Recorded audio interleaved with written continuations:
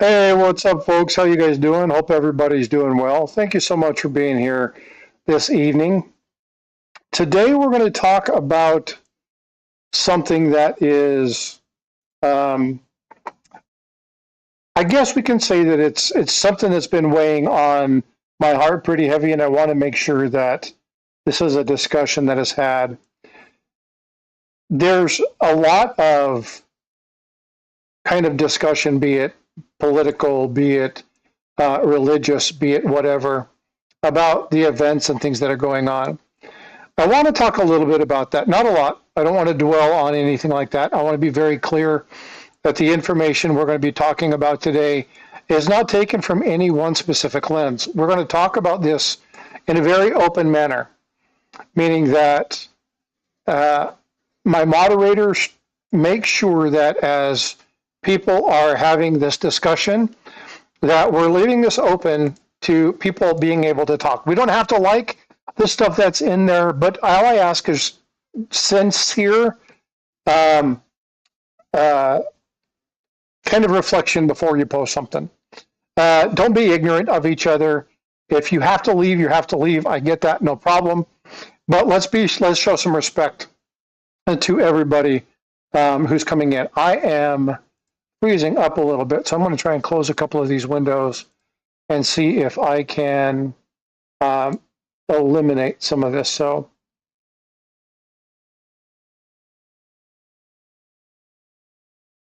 let's close down some of this stuff. All right. Hopefully that helps with that. But anyway, thank you all for being here. So real quick, Michael Stacking, thanks for bringing everybody over. Appreciate that. Those of you that were in Michael Stacking's got a little bit of a pre-taste of some of the stuff that's going to be discussed today. So thank you for bringing people over so we can have this discussion. Again, folks, the conversation is meant to be just that, conversation. It's not meant to pick on or point at anybody as far as what we believe, what we do, what we don't like. It's going to be non-targeted. We're not going to be targeting anybody. It's more about just discussing. I'm going to take my glasses off and see if my eyes start to bother me. I'll have to put them back on. But let's just kind of chat. And how are you? How are you doing? What's going on? What things are weighing heavy on you? And let's just really kind of talk through some of these things that are. You got an echo, Tiger. Thank you. Sorry about that. I'm fixing it. Those things that are driving some of us nuts, that are weighing heavy on some of us. But why? What is the premise? Yesterday on Stack Collector, Tiger and I talked about having protective factors and things in place that allow you to see the world around you in a more positive light. I just kind of want to talk and kind of get some feedback and some opinion about where you all are at and what you guys are thinking about and what bothers you, and let's have some of the discussions. But I'm also going to point out a couple of things that are being said on both sides of the fence that are, well, just not good. They're not good for the people. They're not good for the audience. They're not good for our nation. They're not good for the globe. So, T-Bear doing well. Been working a lot. Can't stay. Need to go to bed early. I completely understand. I won't be on very long. I have to stream in the morning. So this is going to be fairly low light. Maybe a little heavy, but it'll be a good discussion. Mr. and Mrs. West Texas Stacker, what's going on? The price of silver is weighing heavy on me. A little bit of a hint. Yeah, so silver's all over the place, up and down. Still pretty high, actually. But there's a lot of good things that are going to come out. I am going to turn off my camera. Sorry, but I keep seizing up, and audio seems to be working. So I'm going to turn the camera off, and we'll just do this.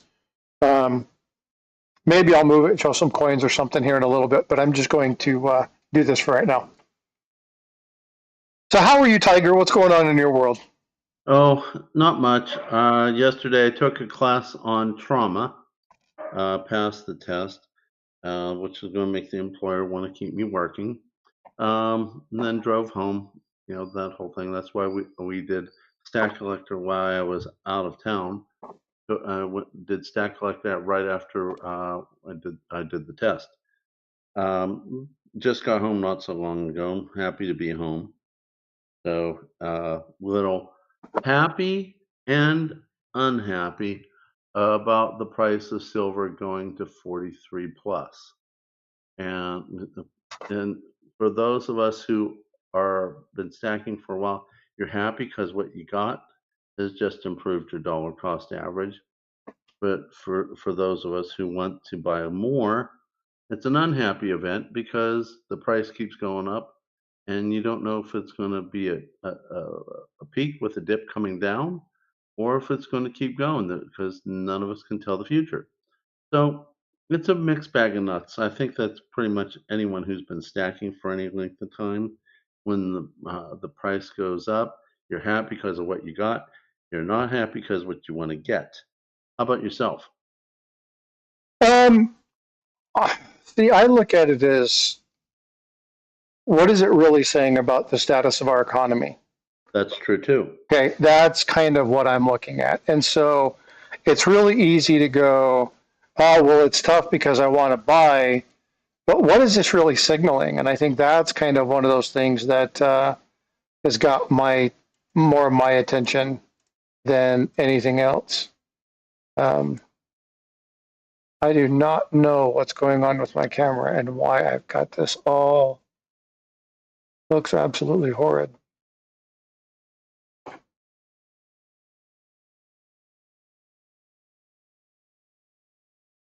So sorry about that. So what about you all? How are you all doing? What's weighing heavy on you guys? What are you guys' thoughts? I know people are talking about this silver thing, and again, it is something to be discussed. It is something to be aware of.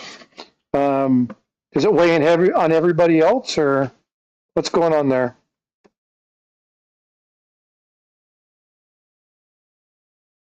I wish I would have had this set up a little better. Sorry about that, folks.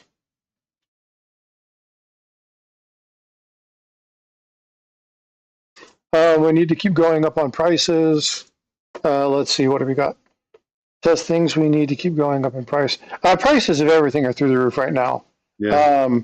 Neil says, start your own company. That's what this is telling me. That's probably not a bad thing to do. Just make sure you follow smart business strategies. That's going to be extremely important.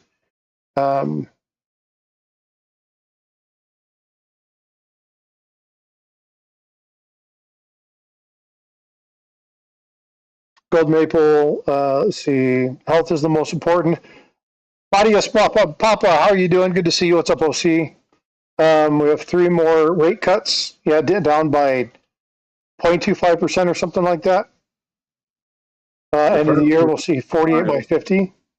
Mm-hmm.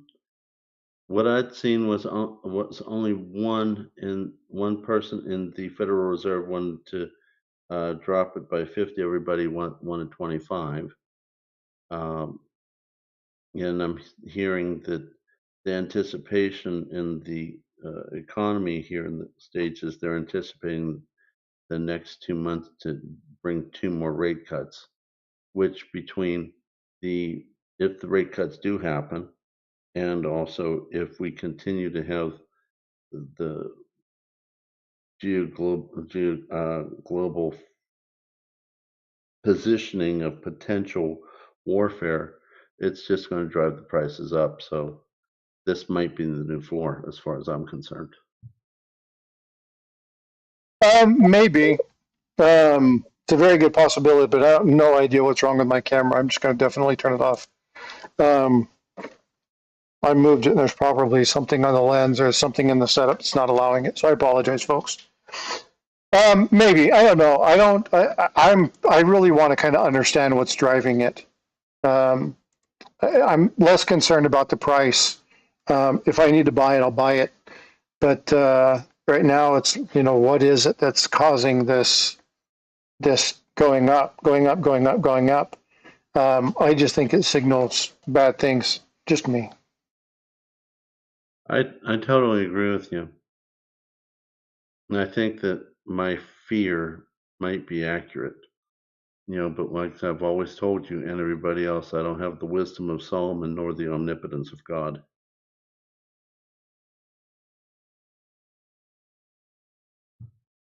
Uh-oh, I got a week's detention after school. That's no good. Sorry, Neil. I am being demoted down to where the bad boys are. Well, hey, speaking of, hey, what's up, Bait the Hook? How are you? No one knows silver long term. If you got 25 monster boxes, now just sit back and wait. Rates cuts just went down. Yeah. Again, there's questions on, do you sell some of this? Do you try to take some of the profits, or do you hold? I know what my strategy is. What's yours, Tiger? As long as I can, I'm going to continue to buy. I don't think the prices are going to come down. And the other component I think of it is I don't really 100% value my stack based upon fiat currency. I really base my stack upon how many ounces I have. Because whether the price is low, the price is high, when SHTF does come to play, and when people start realizing that gold and silver is real money, and you can use it to get what you need, you're going to wish you had more ounces and not worry so much about the past spot price. Because if we really have a bad SHTF, well, I don't think spot price is going to continue if our government doesn't do well. I think it's going to be based upon your ability to barter when you want to trade silver, gold for goods and services.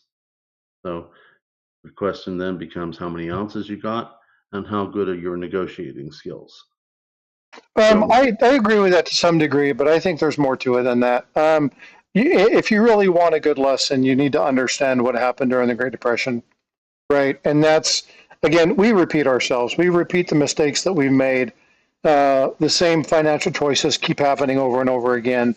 You think that they would understand the difference here, but we have a lot of good lessons during the Depression. The problem is, and I know that Gold Maple has said, save your money, spend it, or wisely, don't go into debt, which is always good advice. Financially, being out of debt is a good advice. And so that is very important. But you have to realize that we as a generation, we're probably, and I'm talking about mine, are probably some of the last to really understand what saving is. And even in my world, and Tiger, you and I have talked about this a million times, we weren't great at it. no, we weren't, because we fed the Kool-Aid for generations before us. They drank the Kool-Aid and they helped us to believe in our government. And then they handed the Kool-Aid that they were handed, and we just drank it because that's the way we were raised. Well, yeah, and again, I don't know about you guys. I know there's some of you out there that had parents that understood finance and walked through that and taught you guys how to balance books and stuff. And I had a mother who did a lot of great work in allowing me to make financial mistakes while trying to make sure that I kept things in check. And I was pretty good about paying my bills. I was never late for car payments. I was never late for paying my insurance, and I always had money for gas. I never spent on anything that I couldn't get away with the financial basics, right? So I had money for my lunches for work. I had money for gas. I had money to pay my bills. And then if I had something left, then, I went and did it, whatever. But I didn't have anybody to teach me the importance of compound interest and dividends and why you should start investing at 18 years old into a 401k earning 5 to 8% and what that would mean by the time I was at retirement age. Nobody told me that if I did that $400, $500 a month, or $200 a paycheck, whatever that number is, that by the time I retire, which would be here in just a few years, will be $1.7 million, right? By doing what? By putting out a couple $100 each paycheck. I didn't have people to teach me that, and so we knew we spent what we had. We put away if we could, but depending on how much you made, you went out and took care of things. You took your wife out. You took your girlfriend or boyfriend out. You went and hung out with the boys. You went and did that kind of stuff. And, you bought toys and you did that kind of stuff. And you made sure you put something away for the rainy day in case something happened. But, And you forgot the most expensive thing when you're a young man. and that was, I already said dating. Yeah. Okay, I didn't hear that part. Yeah. And again, so it's one of those things that, there was a guy, I'm trying to remember what channel it was on. He was talking to these people and he's like, "You want a girlfriend?"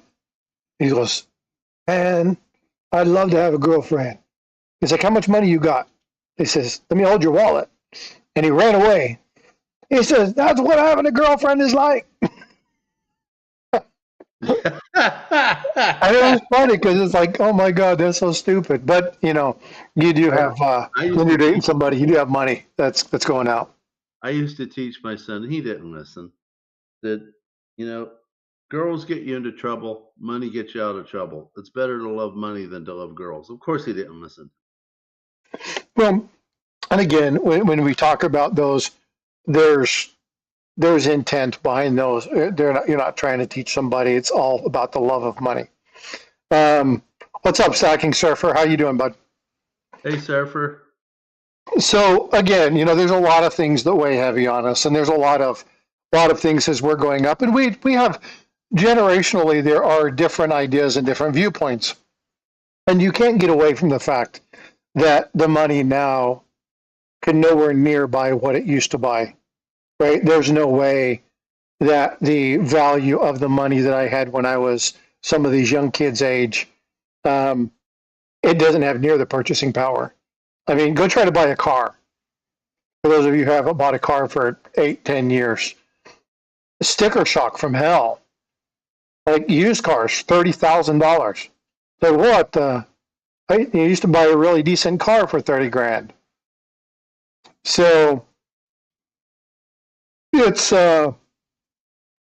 just one of those things where we have to put stuff into context when we're looking at finances and what our kids have and what we had, and make sure that we're speaking the same language. It's a really easy thing to say things from the perspective of, excuse the expression, but the old man, and not get the value of what we have nowadays.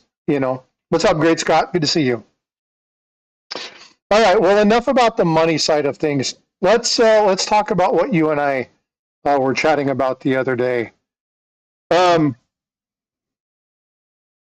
are people's feelings about what's going on right now? Oh, what you and I were talking about is why, at that particular conversation, why I was so much in the funk and sad about what happened to Charlie Kirk. And to bring everybody up to speed, at that time, when I first found out about it, it was on your short, and I asked you about who Charlie Kirk was. I recognized the face because I watched this YouTube program called Lefties Losing It, not all the time, but periodically, and I'd see him on clips where he would debate someone and pretty much break through their argument, their logic, and felt pretty good about the fact that someone who had my same mentality was breaking through the rhetoric when I've had, me personally, I've had been told many times to keep my mouth shut if I wanted to keep my job. And, watching someone change the course of events was was nice. Then I looked into it, found out more of how many times he and I had a similar opinion on different subjects, and realized that he was murdered in cold blood. Now, I would have felt the same way if someone who did not share my opinion on anything was murdered in cold blood for speaking their mind, but it just hit me harder because it was someone who did share my opinion about a lot of things. Yeah, and you brought up a very good point. Did I really know the fellow? Not really. Was I ever involved with him? Not really. It just hit me hard because it was a loss of a soul, and even more so, loss of a soul who shared my opinion during a time that seems to be when we don't have to be the silent majority very much longer. So that started you, if I understand you correctly, started you looking into about this topic, for which I'm sure you're going to, you know, present your viewpoint here right now. Well, so here's the premise, and I'm watching chat and listening to things. Sometimes I'm going to acknowledge them, sometimes I won't. I'll just let chat do its thing. Um, but one thing is about understanding why we say, do, or think about certain things. And one of the things that I've had a question about, L, I mentioned the other day when we were in Stack Collector or when we were at Michael's, I can't remember which one, you were saying that it hit you pretty hard. I know Amy said it had hit her pretty hard. I know that Tiger said it hit him pretty hard. And the question that I wanted to ask is why? Why did it hit you so hard? And there's a lesson that Tiger and I talked about regarding why certain things hit you the way that they do. Why is it that when every day, somebody dies, is hurt at the hand of somebody else or at the hand of themselves? Why is it that we are not sorrowful at that? We have no personal connection to that. We have no personal tie to that. It's might be a similar story. In fact, in many cases, to other people, it's the exact same story, depending upon where you come from and what your viewpoints are and how you think about certain things. So, for instance, how many of you, by a show of a one, play guitar or know at least how to tune a guitar or tune a piano? How many people have connections to any kind of instruments where you know how to do that? Because there's a very valuable lesson in something Tiger and I were talking about, and I was telling him about the tuning forks, and he mentioned the guitar, and the guitar is a really great example of the the element that I want to talk about. So when tuning a guitar, okay, just like tuning a piano, there's something that happens when you hit the tone to the tuning fork. And that is when the tuning fork is at the same frequency as the string that's being hit by the hammer on the piano. When you push it, that tuning fork starts to vibrate. Why does it vibrate? It vibrates because it's resonating with something. And what is that thing that it's resonating against? It's resonating against that other string. Okay? Playing the guitar. Tiger, how do you tune a guitar? Almost always, it's the fifth fret. You take the thicker string, and the typically strings and tension strings. You use the fifth fret just if you're going to tune it to itself instead of using a tuning fork or using a pitch whistle, if you will, and you tune it to the next thicker string until you get to the on the fifth string to the fourth string, then you drop to the fourth fret. and you just basically change the string, you change the knob on the string that you're not holding until you hear that resonance. And it takes a little while if you're not used to doing it. I got kind of used to it because when I played saxophone, everybody had to tune, their instruments, whether you were trumpet or saxophone or flute or all that against each other. And you hear that whenever you hear bands getting ready to perform this, they'll usually go to a C note to try to get all the instruments tuned to each other. So basically, when you don't have a device, you typically just tune it to itself and wait for that resonance. And it sounds like not only are both strings playing the same note, but there's actual an additional type of vibration since they're kind of like feeding off of each other. Uh, And that's amplification. And this is something that's extremely important. So, this is what's happening in society right now. And what's happening is that when you hear a message that resonates with you, there's something that happens inside you. And it is electrochemical, it is something that fundamentally works on your biological level. That when you hear something that rings true, your body starts to harmonize with that. And when you start to do that, you start to feel not right, not correct, but justified. Because when you become justified, when you start listening to something, and you can listen to an entire conversation and disagree with everything that's being said, and then hear one piece that resonates with you, you'll remember the entire conversation. The entire conversation will stay with you because something resonated with you, something triggered that, and it made it stick with you.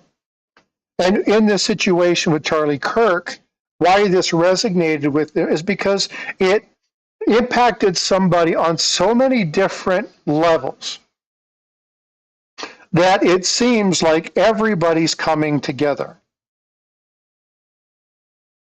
But that's not actually what's happening. What's happening is that message is being isolated to different people in different ways. The message that's happening, the message that's being spoken, as was stated in Michael's stream, which is as you hear something, you get into the algorithm. This is done by Stacking Surfer. Once the algorithm picks you up and understands you watch a certain thing, they'll kick more of that content to you, kick more, feed you, because they're trying to appease that monster that is the social media fan, and you want to watch similar content. And the more you watch that content, the more it rings true. And the more that content rings true, the more justified you become. Now, atrocities and horror have happened in the name of justification. The person felt justified enough and totally have committed atrocities based off this. There's a social experiment where you have a gentleman with a lab coat, and behind the window, you see a patient. And the patient's sitting there, and there's a machine sitting in front of that patient. And they go in and they hook up that person. And they said, you're going to go in with a lab coat. Here's the thing. You don't have to worry about this. No matter what the person does or how much they act, there's no harm coming to that patient. It's fine. You'll be okay. You just keep turning it up. You may hear something. Just ignore that. Follow the protocol and go on and go on and go on and go on. And out of the people that did this, a number of them went all the way to the point at which even after the person stopped screaming, now obviously this wasn't actually happening, it was all in a controlled setting, but after they stopped screaming, people continued to take it all the way up to the highest level. There were some people who you could see were physically tore up by the fact that you could hear somebody screaming even way before it got really bad. And they went finally, there were people that just said, I'm sorry, I can't do this anymore. And they had to stop. But people took it way farther in that experiment than they might normally do that. Why? Because in that setting, they were given a set of variables that, well, they have the lab coat, they have the clipboard, they're in charge. They were told to perform a task, they're going to perform it at the best they know how to do. They don't understand what's happening. They don't understand what's really going on. They don't understand the context of the study. They don't even know they're in a study.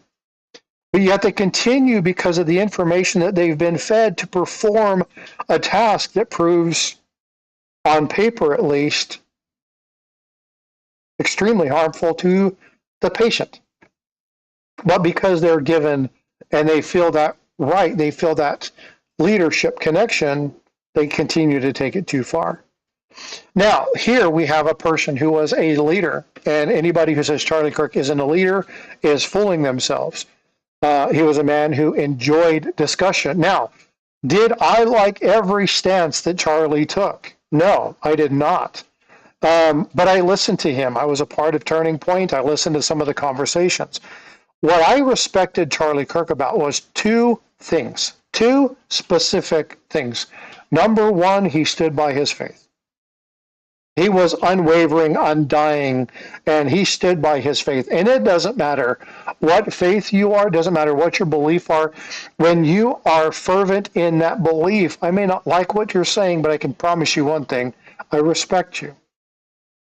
It is very hard not to go against one's morals when the pressure's really on.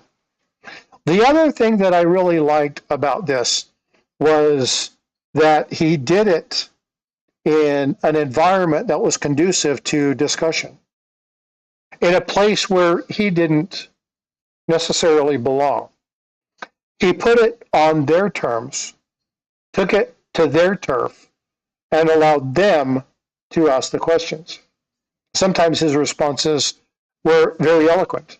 Sometimes people challenged their viewpoints because of what was said. Sometimes he was met with hostility, and it just didn't work. And unfortunately, we know what happened not too long ago. But the question that I go back to is, why did this hit people so hard? I know a good friend of mine, really good friend of mine, who it almost completely took the cells out, the steam out of their cell, and they just were like, I don't know how I can function. This is it's destroying me. And I'm like, why? Yes, it's sad. It's extremely sad. Somebody lost their life. A family lost their father. Steve Harvey once said that when I lost my dad, I didn't have anybody telling me I was proud of you anymore. I didn't have anybody coming to me. Those kids will never know that. Yes, it's an atrocity. Yes, it's sad. But why are people so connected to it? Well, because at some level, they understood a fraction of what his total message was. I certainly understand the proud thing. That was the very most favorite thing I wanted to hear out of my dad. So you hit a chord on that one. Well, and again, Steve Harvey's discussion, and if you've never seen it, you got to go see when Steve Harvey talks about his father. It's an amazing interview. And he gets choked up. He's like, damn it, I'm not going to cry. And he loses it because a father is a integral part, just like a mother is an integral part to a family. You need both halves, and single parents struggle with, hey, what's up, Pedro? Good to see you, bud. Pedro. It's hard for a single parent to be both aspects of what a child needs. This is why they say it takes a village. You need people when there are aspects in your life that you can feed on and go to. Yeah, exactly. It takes a village to raise a child.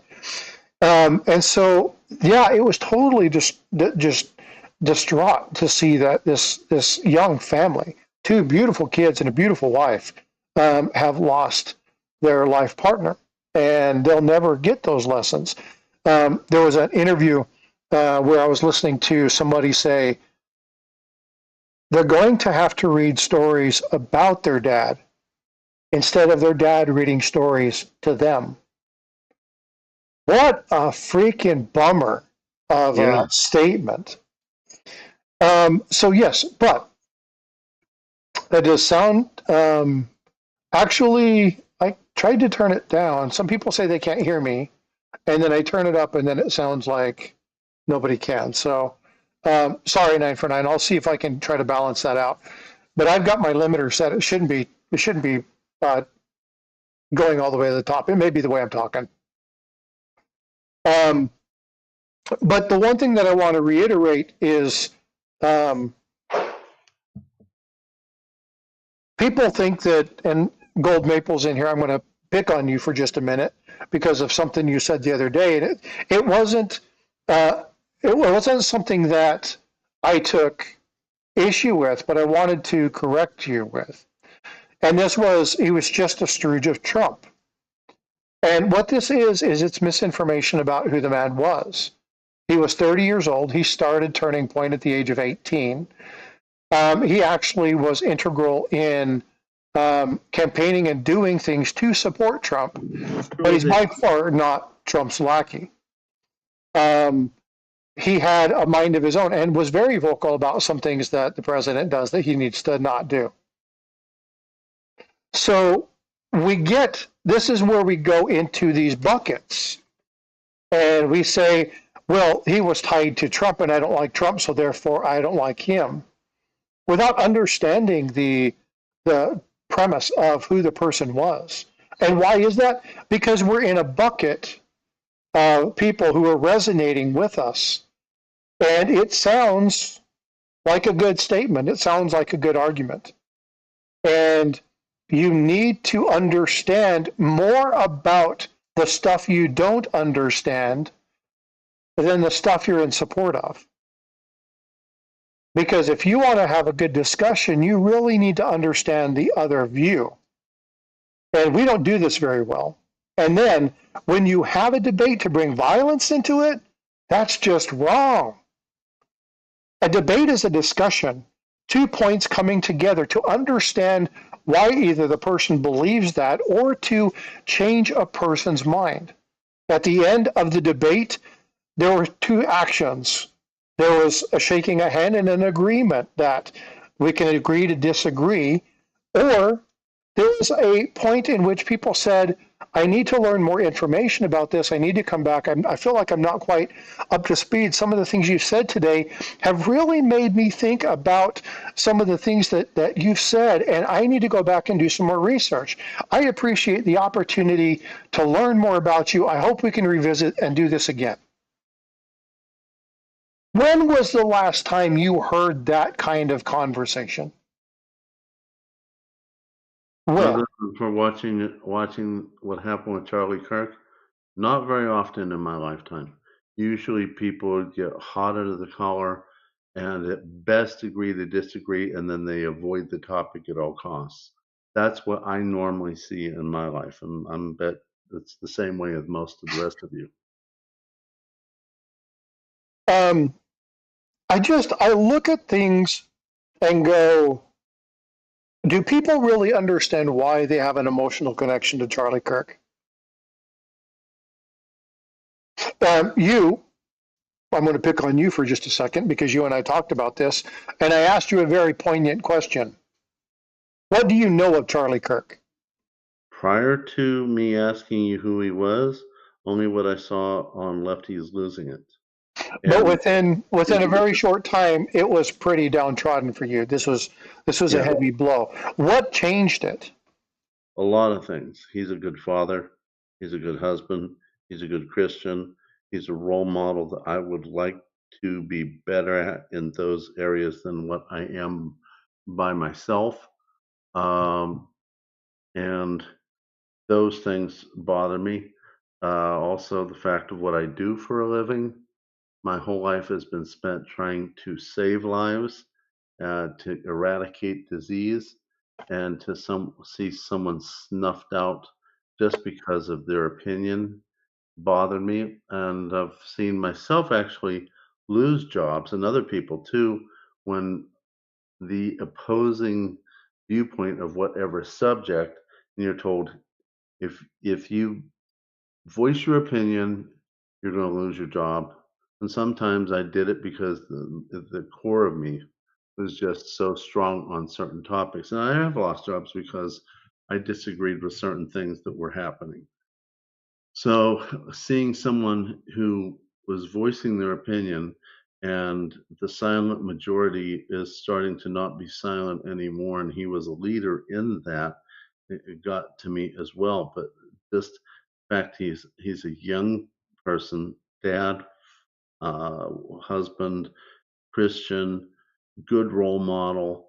I mean, as I've said so many times before to you and others, I have stuff in my life as well as everybody else, but the loss of his life and learning about him in that period of time was the last piece of my puzzle I needed to push me to get going back to church. I mean, there's other reasons too, but it was the last piece. So, those things are very much at the core of my being. So subsequently, watching someone who is so young and did such a good job, it hits you. But I've also cried over people I barely knew. But a lot of those people, I was the doctor trying to save their life, and despite my best effort, they passed away. To which I'd have to hurry up and run away, hide myself in a room and break down so I can put myself back together. So, because I had other patients that needed my help at that time, and they needed me on my A+ game rather than my C game. So I hope I've answered your question. Well, Neil is kind of going where I'm going, and it's one of those things that there are people that die that are good, solid Christians every day. There are people who die that are good, solid Muslims every day. There are good people who die that are good, solid Hindus every day. People die every day, but why don't we tie the connection to them? What is it? Well, we don't know them. Well, you don't fundamentally know Charlie Kirk. So what was it that caused the connection? And what it is it's all those things that you perceived of him to be. Now, I say perceived of him to be because you don't know him. I'll give you that. Right. And so our perception is where that string starts to vibrate. And that's where we start to resonate because, like you said, good father, good provider. He was trying to change things, his faith. You're pointing out all of those things that you hold of value. True. So this is starting to ring true to you. This is starting to reside with you. Now, what happens when it starts to reside with you? Is that a bad thing? No, absolutely not. This is how we get connection, and this is how we come together through things. This is what happened during 9/11 when the entire freaking country pulled together, unlike anything I've ever seen, and flags once again lined their city streets. There were people doing amazing acts of kindness for random strangers on the street. Our nation, for a very short time, was amazing. Unified. Huh? Unified. Yes, but from that unification, we had the capability and the opportunity to impact some things. We had the opportunity to remind people of what this was and what this felt like. But what happened as time went on? Well, as we started watching whatever was resonating with us, it started once again to divide our nation. And because it started to divide our nation, we, just like a pendulum, have to do what? Swing that same distance to the other side. Newton's third law. For every action, there's an equal reaction in the opposite direction. 9/11 was the pinnacle all the way to the unity. And we are on the way back. The question is how much farther does the pendulum have to swing before it comes back? And an interview that I read with Arnold Schwarzenegger, he was talking about being on the edge of the cliff. And at what point on the edge of the cliff do we have to be careful? Because once you tumble down that cliff, you're forever in it. And there are some really sad, dangerous things that can come from the over-division, the continued division of our nation. I know many people have talked about civil war. Folks, you don't want a civil war. We don't want, you look at the atrocities that have happened around the world, whether it be religious, whether it be over water, whether it be over food, whether it be over Troy in Greece and a woman, right? And so whatever that element is, we don't want civil war, folks. And there are some things that are being said on both sides, and this is the point to where I was expecting people to probably start dropping or even unsubscribe to me, because something I'm about to say is something that's not going to be taken very well by some. Even in the faith, we're taking it the wrong direction. I heard something that really upset me, and I told you about this, Tiger. I was livid when I heard it. Because exactly, violence is never justified in some peaceable action, and that is a problem. But here's my stance.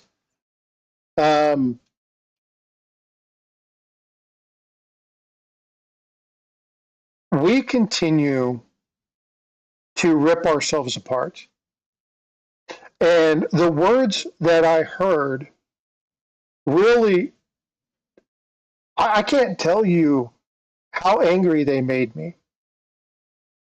Not because of the context in which they were being used, but they were being used to frame or construct a context. And it was a context of good and evil. And the people that were doing it, the religious leaders that were saying that we're no longer about left or right, we're about good or evil, that was pretty harsh. And it wasn't harsh because I know where I stand in the swing of things. It was harsh because now we've gone to saying there's no good in you anymore. You are evil. And that is sad. Go ahead. Dehumanizing. It's horrible, and that causes further splits. Now, with that being said, as a believer in the faith, or as a person who understands very small amounts of what the genuine nature of the Bible talks about, because I haven't studied the Hebrew, I haven't gone into the Latin, I don't understand all the meanings. I know Yahweh, I know those words, I know what they mean to me, I understand the history, but I am not a biblical historian, and I can't talk about the full scope of what was specifically meant by this. What I can tell you is that it was historic. And so when they talk about the selling of a goat, people need to understand that it was a significant amount of money. We're not talking about little things. When we're talking about the lady who gives the last 2 talents, or the widow's mites, the last 2 cents that she has, she's giving her everything. And people don't always understand what that is. When they talk about units of measurement, people think about, and they don't even know what they're talking about. They just don't understand. But when you talk about a talent and you talk about how much gold that was, go back to the Easter Sunday's discussion that I did, where I talked about the talent and how much that was worth. And when those people were given the 3 talents and they were supposed to go out and do something with it, grow it, lose it, whatever it was, the one who buried it was getting into a lot of trouble because there was no action to grow it or to do anything like that. But when you saw the sheer amounts of money, it was fear. And it wasn't fear that was going to grow this master's wealth and to help do this thing. It was something that prevented this person from growing what should naturally have grown. And so when you look at these stories, when you look at this, there's always aspects of good and evil, but there's always good in everything. So to pit the left or the right or somebody that doesn't agree with you as being evil, I have a problem with that. It causes division. It causes more separation. And I'm not going there, Neil. I'm not going left, right. I'm not talking Republican politics. I'm not talking Democratic politics. You can put it into whatever bucket you want to put it in. It doesn't matter where in the conversation this happens. It doesn't matter. We talk about politics because right now that's the hottest topic. Everybody's fuming about politics. Everybody. You either love Trump or you hate him. You either love Republicans or you hate them. So when you look at these elements, when you look at these items, you have to stop and reflect and go, what's happening? Yeah, Mike, for democracy, I can tell you the answer is no on that one.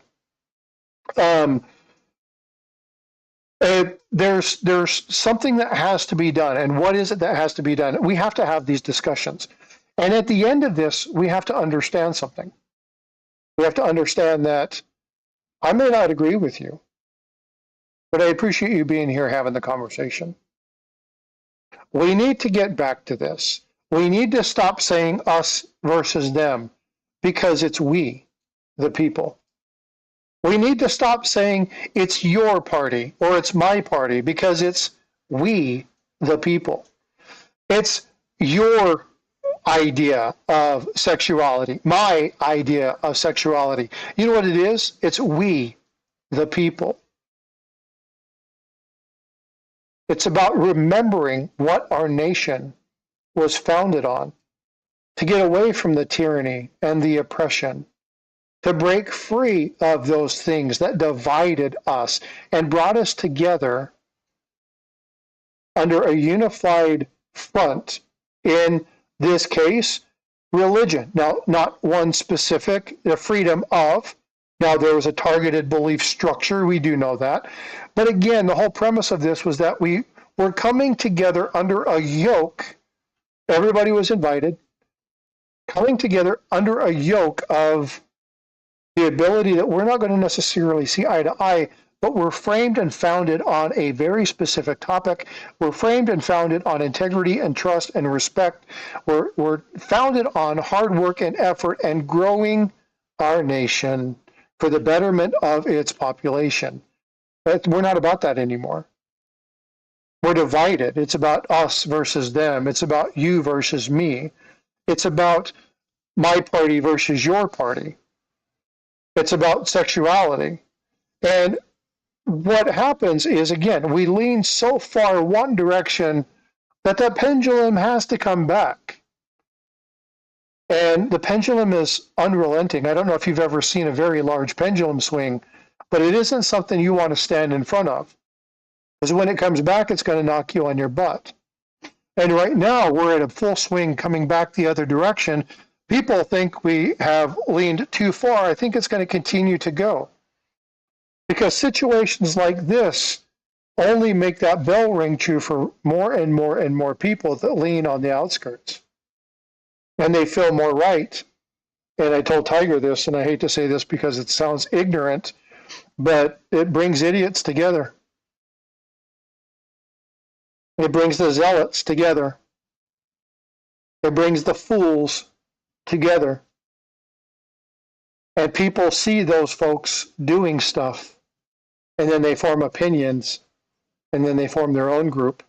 And then that group starts to have opinions about the groups that don't do it. And it's just further and further and further and further division. So how do we look at things from multiple lenses? Neil, your comment about Gold Maple making one-sided of points, it's youth and inexperience. It has nothing to do with him being wrong. Life in general happens, and we don't have to necessarily understand all of it. So the question that I would have to Gold Maple is, who on your side, and let's leave social media out of it. No, I get it. I get it. I'm not saying he's wrong either. But the viewpoint is one of not necessarily of discussion. It's a matter of statements. you want to have a discussion, you say, my opinion or my belief, you get more opportunity to talk about things if you're not accusatory. If you haven't damned the devil before they've committed the act. If you haven't said that somebody's wrong without fully understanding why those things occur to begin with. Tiger, you and I have talked about tariffs, and I have showed you why certain tariffs for national security purposes, the sanctity of our money, the sanctity of labor, some of those items, why those things are put in there. Most of the time they're done in conflict. Now, they can be done because of financial growth and things of that nature, but if you look at the various tariffs that are there, and you look at what the U.S. has been tariffed against some of these other people, it's been unfair trade. Now, why have we done this? Well, we've offshored a lot of jobs. We've given stuff out to people. We have sent our money with them, and we have done stuff to build them up. And we're kind of like the hodgepodge, right? We want to help everybody, but we don't want everybody to get too big to where they take our stuff. And so when it's to the point to where we're starting to lose, we've got to balance that out. So I want to ask Gold Maple specifically a question. And I want to look at who's foot the bill. This is going to be interesting, and a lot of people, you guys can go search this up online. Who built Japan after we dropped the bomb? Who rebuilt Germany and France and England after World War II? How did we balance and offset that? A great example of this is the Pittman Act, 1917. Massive amounts of silver were sold to Great Britain to help stabilize their economy, to try to go through and to build and structure some of these things. Who went through and did some of the other, and again, there were nations out there, I will say there are other nations out there who got stuck holding certain aspects of the bill. I do understand that. But who was there for a majority of this? Who has built and constructed a lot of the elements that allow for some of these things to re-exist? And then we leave those tariffs in place so that they can build a stronger economy, so that they can grow as a nation. And when we're in financial straits, we come back and we say, I'm sorry, but you know what? We've done this for a long time. We're going to raise this up a little bit. And I'll tell you what it did is it brought people to the table that normally wouldn't have come to the table, because now there's financial constraints held against them and they have to. If you look at a lot of the taxes and a lot of the tariffs that were put out there, you look at, okay, well, we'll go there in just a minute, because you better know your history if you want to get into that one, because you're going to argue with somebody who knows the Revolutionary War very, very well. Which one is that, Gold Maple? If you want to go there, Gold Maple, we'll go there, but I need you to know more than Google, because a lot of the facts aren't in Google. Okay? So careful getting buffed up with a numismatic historian and you're talking about Revolutionary War. Let's talk about how that came about and who bailed the French out, by the way. So let's talk about how those relationships were built and how it wasn't the Americas that did that. We also had to go through the French Canadians. Oh, by the way, it wasn't the French so much as it was the Huron and the native tribes. And what has Canada itself done to its own native tribes? So if you want to go there, dude, we can go there, but it won't end well for you. So let's keep that bucketed, because you got a lot of history to learn. But when we look at some of these items, when we look at some of these elements, you have to understand the other side, which means that you can't allow things to constantly ring you true like a tuning fork. It means you have to go back and you have to research those things that you say are bad. Why are they bad? Give me the information that says it's bad. Show me. Change my mind. Holy smokes, does that sound familiar to you? Yeah, Change my I hate. mind. Well, but change my mind was also Charlie's thing. I know I'm being smart alecky. Okay. And so why did that matter? Why was that so important? Okay. So let me explain something to you, Gold Maple, really quickly. Okay. I enjoy having this conversation with you, and I'm not irritated at you because you love your country. And I can see that in your statements. But you don't understand history. You don't have a good, solid construct of the ins and outs, the doings forths, the backs and forths of all these things that have happened, and some of the things that have happened on both sides. When we're talking about stuff that America is doing, let's already talk about Canada's current monetary situation. Let's talk about some of the various years in which they had to increase tariffs on Americans. We allowed our prices to stay lower. Let's talk about how that's been done. We can do that. That's not a problem. But bring as much information as the positive aspect to the negative side, because you're going to have to know that. Because as I start asking you questions, you're going to have to defend that. So make sure you understand both aspects of this. I'm glad that you're passionate about what you do. I really am. And I'm glad that at a young age, you're getting engaged in these conversations and you're stating your point. That's great. But remember, dude, you make another comment like that, we're going to have a problem. And I'm going to tell you why. I have bled for my nation. I have worked with Canadian troops, Russian troops. I have worked with Korean troops, Aussie troops, Australian troops. I have been a part of massive war operations and structures through RIMPAC while I was in the Navy. Son, you have no idea what I know. And the assessment that you just gave me will get you removed from my channel quicker than shit. I need you to be a little bit more respectful. And if you can't, get the fuck off my channel. Because I'm going to tell you right now, I don't come here to get into an argument. What I came to do is have a discussion. Don't you fucking tell me what I am because you don't know me. You haven't talked with me. You haven't asked my opinion. You haven't given me an opportunity to say, well, further elaborate. So bring that shit to me one more time and you're going to be permanently removed from my channel. Grow the fuck up. Have a discussion. Quit telling people what they are. This is the problem with our society. You are a perpetrator of it. Stop it.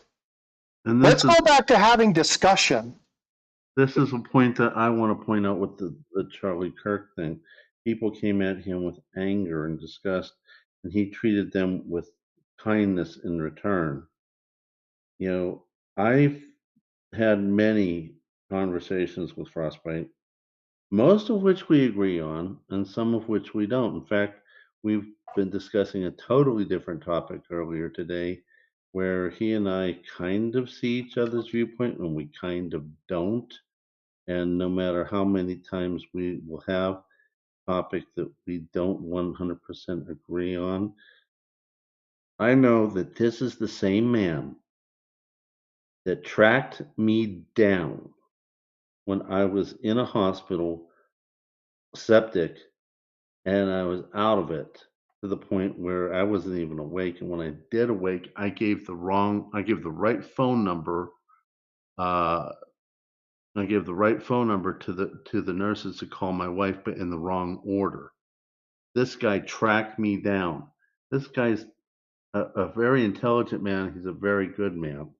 And even when I can point out the fact that he has a concept close, but I see a different viewpoint, we still get along very well. I know that in the future, if SHTF comes to fruition and he calls me up and says, hey, I got blah, blah, blah going wrong, I'm going to run to his aid to the best of my ability. This is the type of friendship that you want, Gold Maple. I mean, you need to be able to look at both sides of the coin whenever you don't want to. So if If you get knocked off, let me tell you, it is going to be your loss. Frostbite is very intelligent, but he will not tolerate disrespect, just like I won't tolerate disrespect on my channel. Um, yeah, this is why we lost Charlie Kirk, because someone took their anger to a new level instead of putting their anger in their back pocket and start to listen and take all that negative energy and put it to the side so that you can focus.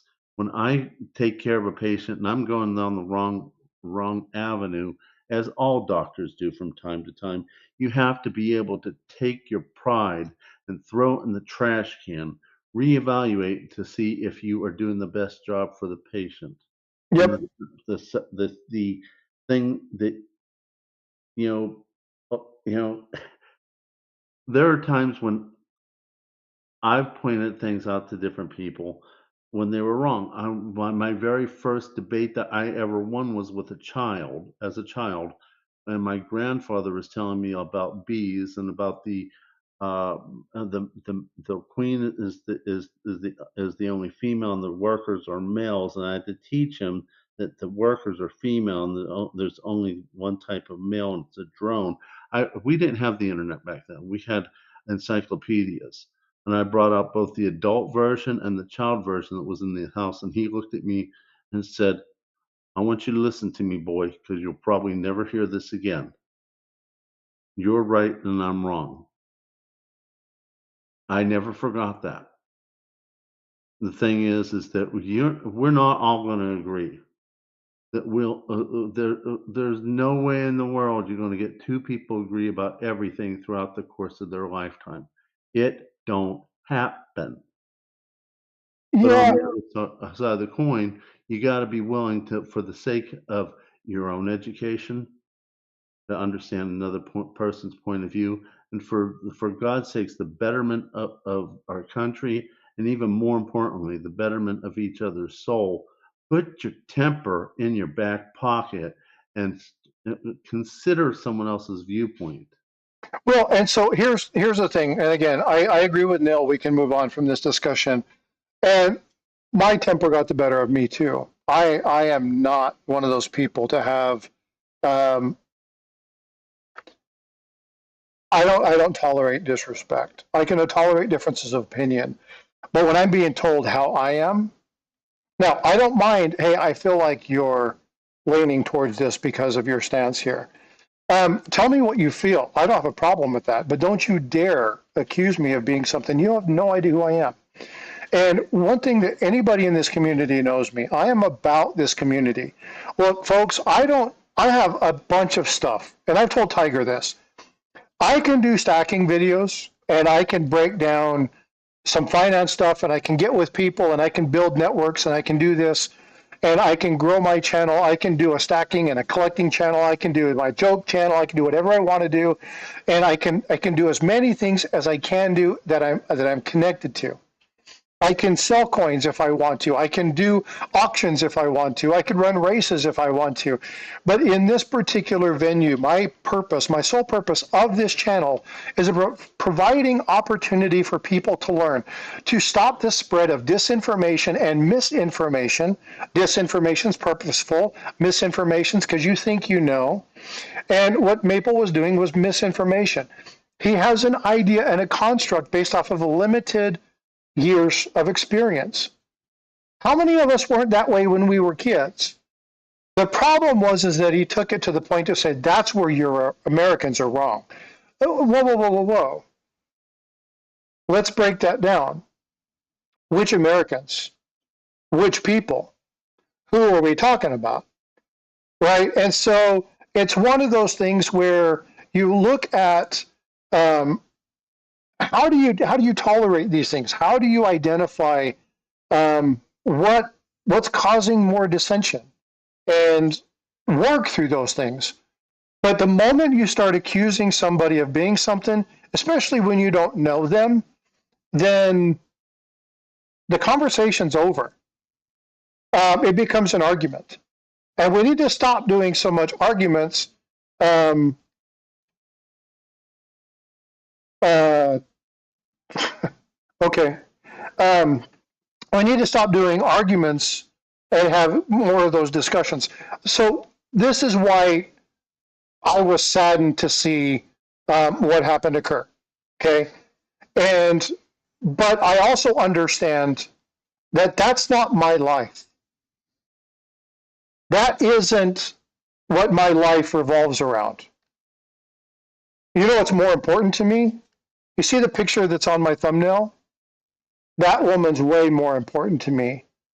I need to be focused on them. My kids that are sitting here. One's in the room playing video games, and the other one I think um, he should be cleaning the garage, but I bet he is in bed.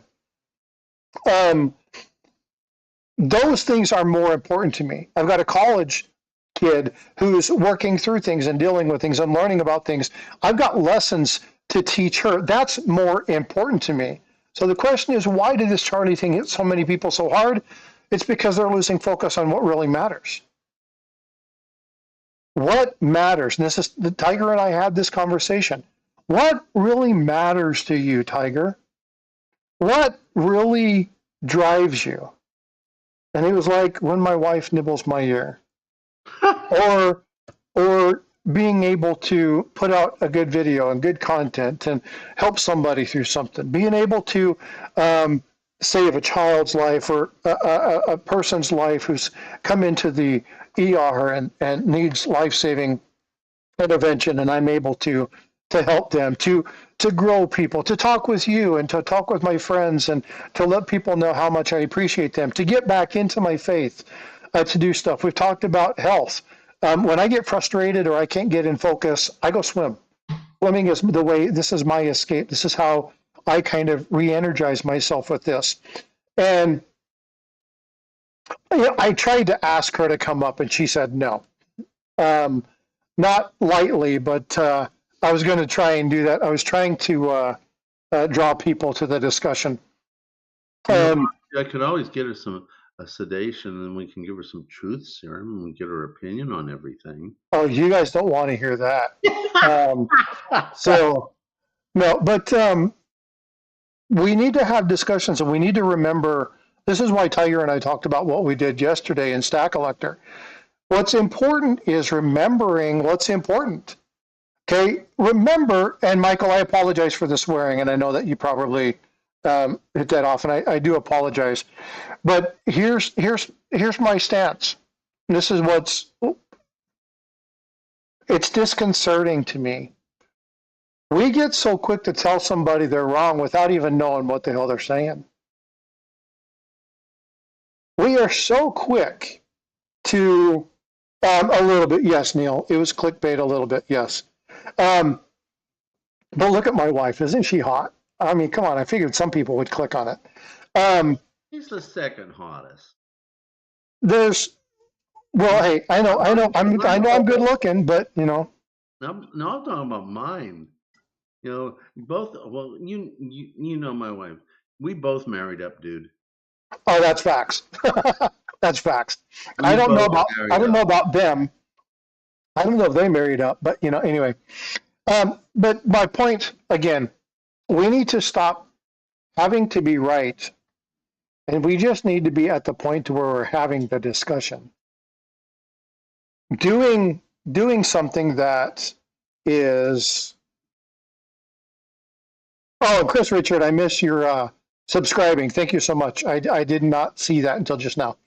Um, and Amy, member for 8 months. Thank you so much for being a member. I appreciate you. Um, Tiger, we talked about this a little bit yesterday, but what are those? Let's just do two. Let's not go crazy. Let's just do two. But what are those things that mean the most to you? And I mean, bottom line, no ifs, ands, or buts. Is all you had. You could only choose two things in the world. What would they be? It's so hard because there's so many. Um, uh, well, I'm just going to put it as simple as I can. my relationship with God the Father, God the Son, God the Holy Spirit, and very shortly after that, my wife. And see, this is what matters. When you guys hit a place, and this is why it's so important to have peace in a home. And that's one of the points I want to make mention about learning about Charlie Kirk. He doesn't know me. I don't know him, but he gave me a gift. He gave me that last piece that made me pick up the phone and call a priest so that I can get myself back in harmony. And I'm very grateful to that man who I don't know, and he and his family don't know me, but he gave me that gift. I needed it. So, Neil, God, family, country, that is a staple, die hard, and true. You'll hear that in the military, God, family, country core. That's one of those things, or God, core, family, country, whichever way I think is. I think it's God, family, country, core. Um, and it is a truth. But mine is, number one is relationship. Um, and I know that is broad, but the term relationship is broad. My relationship with my maker, my relationship with my wife, my daughter, my sons, the people here in this community. My goal is to protect and serve. Now, I'm not a police officer, but I was in the military and I served in the Navy. And I took an oath. And when I got out of the military, I didn't stop that oath to protect and defend against all enemies, foreign and domestic, to stand in the gap for people who can't. What is integrity? Doing the right thing when nobody's looking. Do I screw that up from time to time?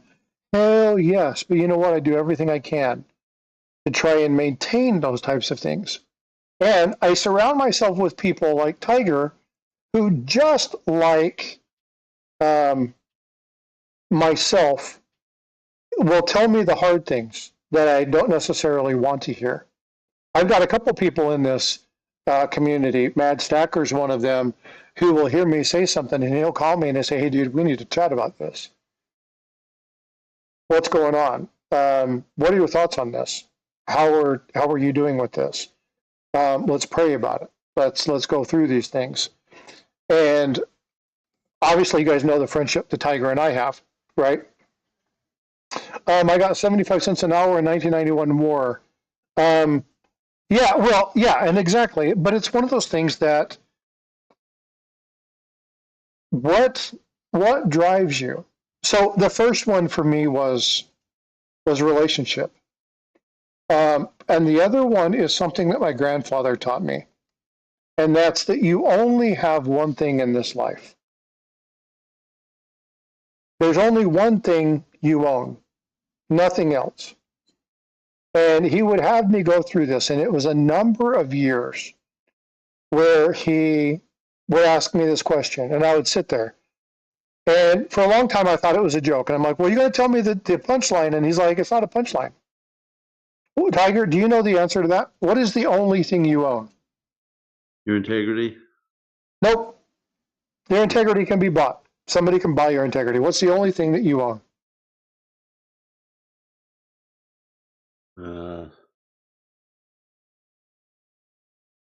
You don't really own your soul. That belongs to God.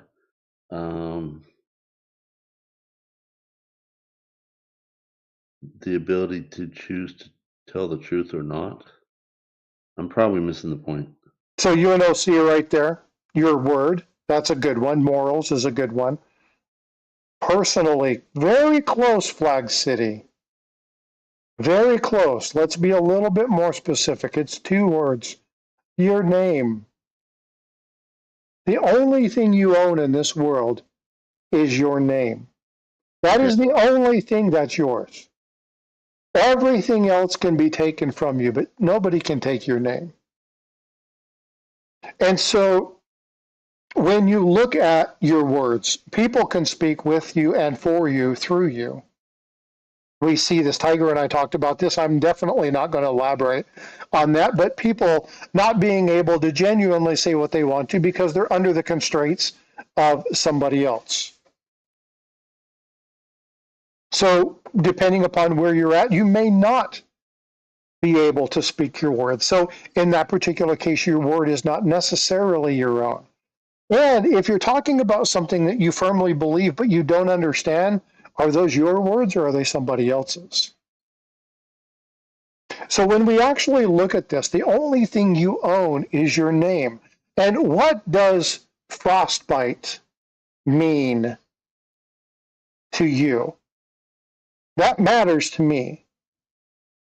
So what do I want my channel to be? What do I want my friendships to be? What do I want my child to understand? What do I want my sons, I say my child, I meant to say daughter, my sons to understand? What do I want my wife to understand? What do I want my friends to understand?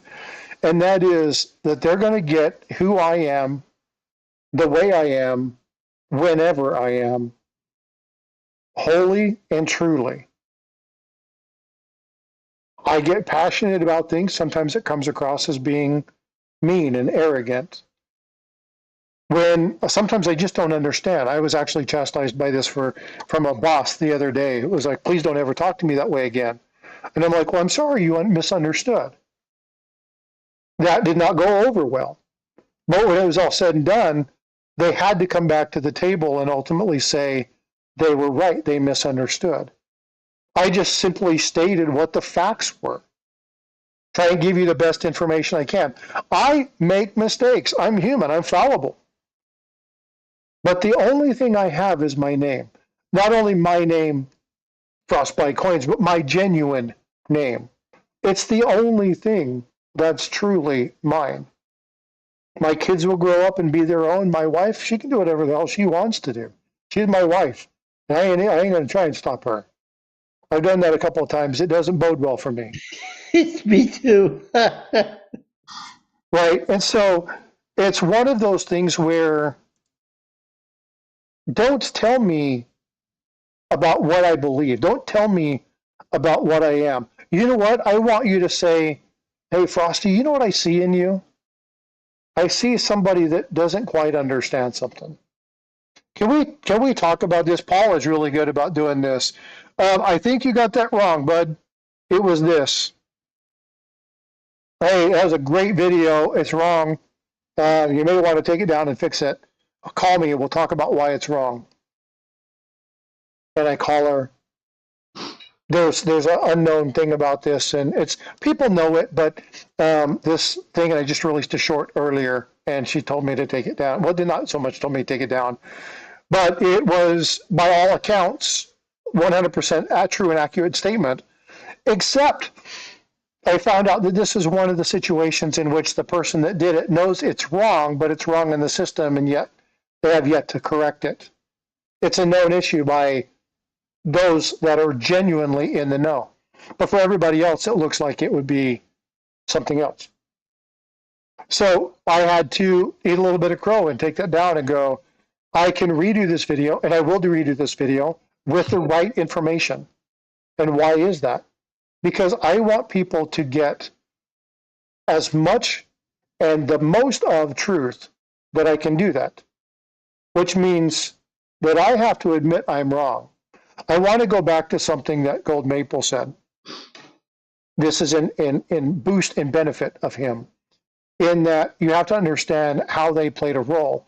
When you look at my commemorative coin series and you look at the Oregon Trail, when you look at the discussions regarding Vermont, the one where I called Yankee, when I talk about the expansion in the Louisiana Purchase, I'm always mentioning the indigenous. I'm always mentioning the Native American tribes who are downtrodden. I don't always talk about the pretty side of American history. I talk about sometimes the tough thing. So for him to say that all Americans, or you stand in this gap, you don't understand. You believe a certain thing. That's not what I am. That's not what I'm about. I do research. I work hard to bring you solid, good information. So I want people to take a moment and quit feeling like they are right. And You have the right to say whatever you want to. That's fine, but you do not have the ability to tell me what I have to believe. You do not have the authority to tell me where I have to stand. Check. What's up? You know Hey, what? Decker. Here's a really cool tidbit. Check, I need you to put a little bit of information in chat. I'm going to be seeing chat tomorrow afternoon, or check, tomorrow afternoon around 3:30ish, because I'm going to be going to Wurzfest of all place in San Antonio, and I'm going to go check him out. He's going to be talking about some coins and some minting stuff, giving a little talk. I'm going to go up and meet Check and sit with him and his wife and do a little powwow for a little while. So I am really looking forward to this, Check Stacker. I am got everything set up and ready to go, and Drachamythalaphala, whatever the heck that is, sounds like Jägermeister, but I know that's spelled differently. Yoke Mythaler. Yaki Mythaler. Anyway, he's probably laughing his butt off saying that is not how you say that. But anyway, so Check, it's good to see you. Please, I sent you an email. Send me a little bit more information. I need to know exactly where you're going to be sitting so I can make sure I find you. I'll probably have my son with me because he said he's wanting to go. Just look for his signature hat. He has a nice hat. The only head I've ever seen that hat looks good on. So yeah, I'm looking forward to that, bud. And I appreciate you. Every time he's fairly close to the area that I live in, he sends me stuff. Unfortunately, we had some situation. I wasn't able to get up to New Braunfels last time. So I was really excited to see this and go, I've got time. I can go hang out and say hi and see what's going on. So I'm really looking forward to meeting you, Check. I'm a little jelly on that one. Yeah, Check's good people. And if you guys haven't seen or checked out his channel, please go check out Check Stacker. If you'll do me a favor and throw that link in there, I'd appreciate it. Yeah, check out Check. You know what though? I want to say a joke. He's gonna have to tell me if it's okay. I mean, I'm going to tell you the joke anyway. But I used to wonder why restaurants were racist and why they were against other countries. And my grandfather, and this is a true story, my grandfather asked me why. And I was like, well, I don't understand what people from Czechoslovakia have done to not be allowed to come into restaurants. And he was like, what in the hell are you talking about? And I walked up and I said, look, it says no checks, please. He was like, that's not what that means. I was probably like 8 years old. And he was like, oh, good Lord. Hey, 9 for 9 with a $10 super chat. Thanks, bud. I appreciate you. I appreciate your support. But yeah, so anyway, I was like, so that's always been the joke, you know, the checks in the mail or sorry, no checks, please. But yeah, I never understood that Czechoslovakia and the word Czech weren't actually the same. And so that was the first time that I actually learned how Czechoslovakia was spelled. But anyway, it's because I've always loved European history. Tiger, we talked about that too. Oh, yeah. Yeah, so I'm really looking forward to seeing Czech doing his Bohemian Silver discussion. That should be a lot of fun. Czech, do you want me to, I don't know if you're going to be streaming it. Are you going to be streaming it, or do you want me to stream it from the event? He may be streaming it himself. Okay, let me bring my tripod. I'll bring my tripod and my cell phone clip, and I've got a little mic thing. I'll get it all connected, and we'll stream it for you. I think that would be a lot of fun. So I'll get there a little bit early. I'm going to send you an email with my telephone number so that you have my telephone number. and we can connect and make sure that we get that taken care of. So I think that'll be a lot of fun. So I should be there. I'll try to be there probably around 2:30, 2:45. Get plenty of time. We can make sure we find a place and get that taken care of, and then I'll stream Check Stacker live on my stream and hear him talk about Bohemian Silver. Looking forward to that. I think that'll be a lot of fun. Make sure your batteries are charged. Yes. So I have batteries, and actually, my DJI, I'm looking at it right now, which is a very nice gift from Mr. Tiger Stacker, is fully charged and raring to go. So I am all set. And that case will recharge the devices in it until the case runs out. Well, the case is fully charged too. So, but that's a really neat piece. That's I love that microphone. What Gouda say to Cheddar? Ah, you look sharp. I told that joke, to my wife one time, and I was like, "You look tasty," and she's like, "Yeah." I said, "Yeah, you look sharp." And she was like, "That doesn't work for a woman." It was still funny. It made me laugh. Why was the cucumber mad? Because it was in a pickle. I love it when he pulls these dad jokes.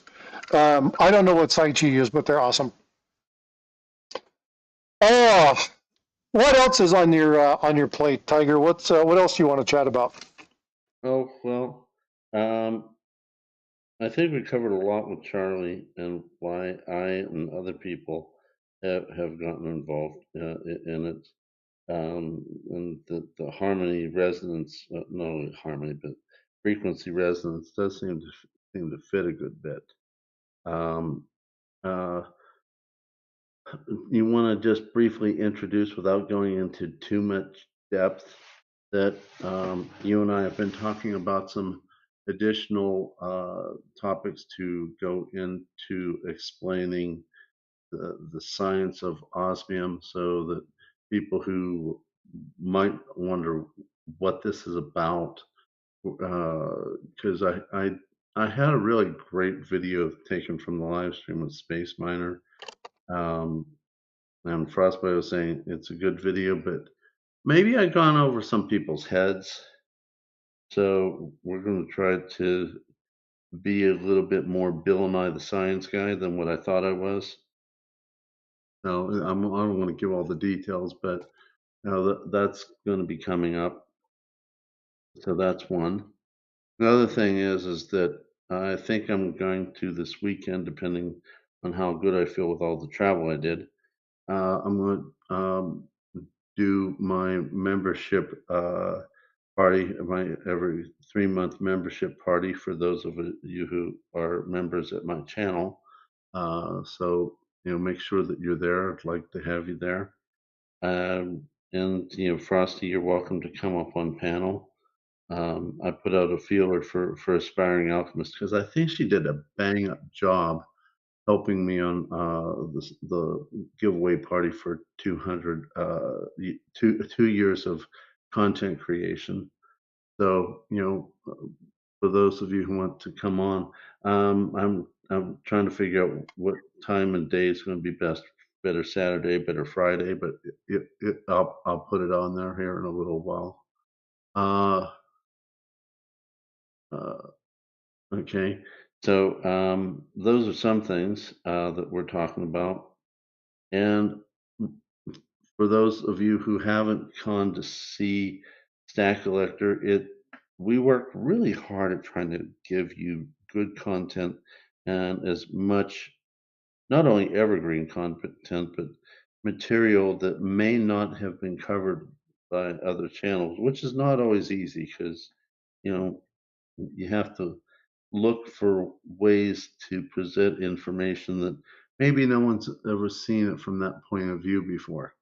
So, which is one of the reasons I'm so tickled to do my presentations on osmium, so that people can decide, for themselves. I'm not going to tell you all that it's real or that it's a scam. I'm going to leave that all for you. What I'm going to do is enjoy the science, enjoy presenting it, enjoy the journalism that I can do with it, and that whole thing. So those are a lot of things that is in the process, in addition to the normal stacking videos, uh, and that whole thing. I'm planning on doing a little bit more pouring videos, and I got some techniques I want to try. So those are the topics I have on my plate. How about yourself?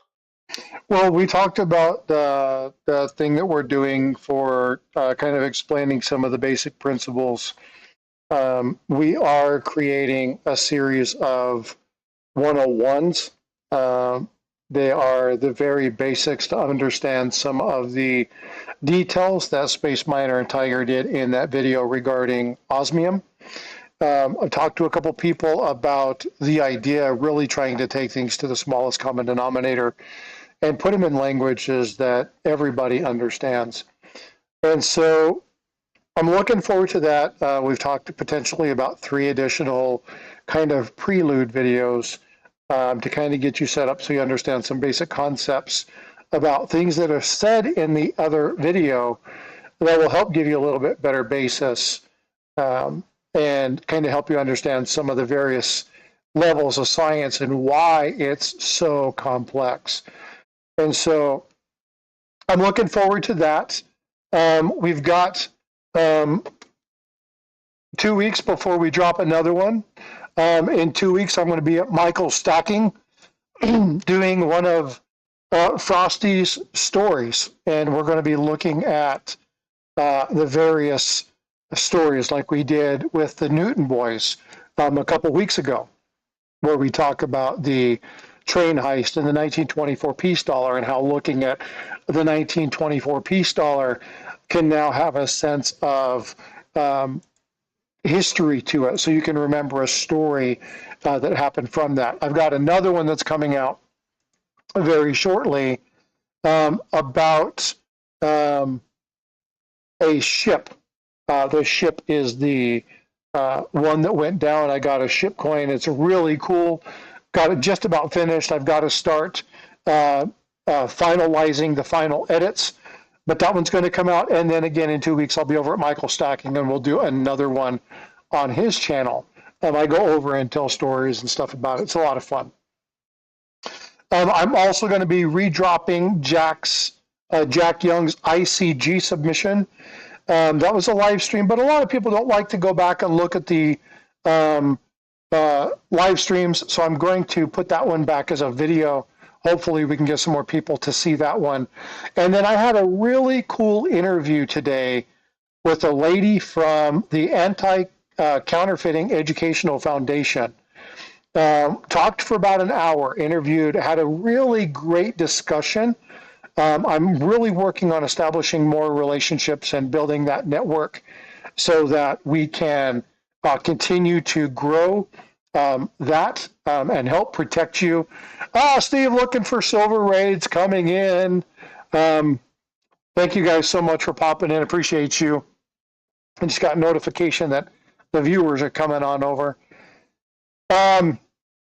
But there's some really cool things coming down the pike. I got a couple interviews that I've confirmed they're interested in, and I'm waiting to get information on those. So there's some really cool stories coming out. The big one, Tiger, you're aware of what's going on.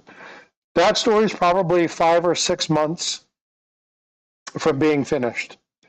And so, say again? I said, okay.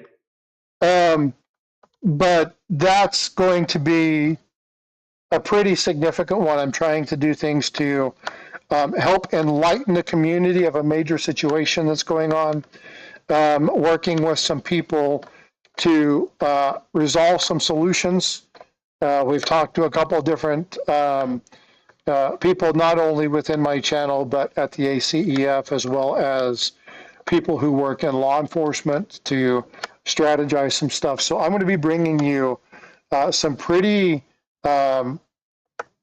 decisive information on ways that you can protect yourself, especially if you buy, sell, or trade coins. So staying aware of that.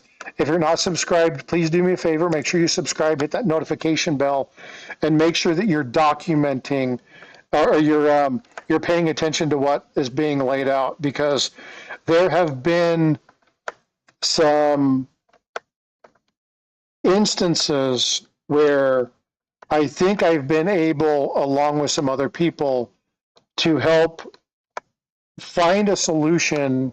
I'm trying to be cryptic without giving it away. To help people find a solution to resolve basically lost and missing packages. There's a whole lot you have to understand about that. It sounds like I'm taking on USPS, and that's not what I'm doing. I'm not trying to fix FedEx, but just stay tuned to that. Again, if you're not subscribed and you really want to be aware of how to protect yourself and your stack, make sure you're subscribed not only to myself and Tiger. Otis, what's going on? Mike Pepsi, good day. How are you, good sir? Make sure you guys are tracking that and making sure you, and yeah, Stacking Surfer, that's a great thing. Don't mark your packages at hazmat, or it takes almost a year to get to you. Yeah. That's a great story. That is a fun story. I sent him a text message and said, I got my package, thank you for the gift. And he was like, what in the hell are you talking about? He was like, oh my God, I sent that like 9-10 months ago. And yeah, come to find out he had marked it as hazmat. And so I didn't get it. It's stuck in some California warehouse for 7 months. No, this is a little bit more something that we need to pay attention to. And so as soon as I get more information from the people that I'm working with, and I can start relaying information without it blowing up in our face, then I'll be sharing stuff with you. So there's a lot of cool things coming your way here in the next few months. I am just about to hit 1 million views. Yeah, 9 months is no joke. I'm absolutely amazed, Stacking Surfer, that it actually arrived. That's the one that amazed me, and to see it sat in that warehouse for so long. That was a crazy story. Hey, Stackan, what's going on, my friend? Good to see you. Hey, Stackan, how you doing, hon?